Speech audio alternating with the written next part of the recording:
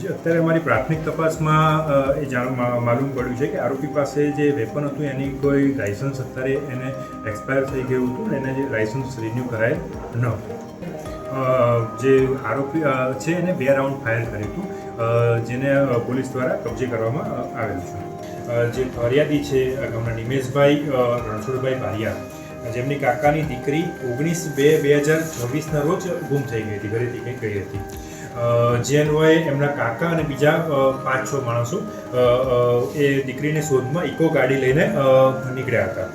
તો તેઓ એ દીકરીની શોધમાં સાવલી તાલુકાના પોઈચા રાણીયા જે ગામ છે એમાં છગનભાઈ કાનજીભાઈ પટેલનું એક ફાર્મ છે, તેમાં આ ફાર્મમાં એક કામ કરતો છોકરો વિશાલ બારિયાની તેઓ પૂછપરછ કરવા માટે આવ્યા હતા.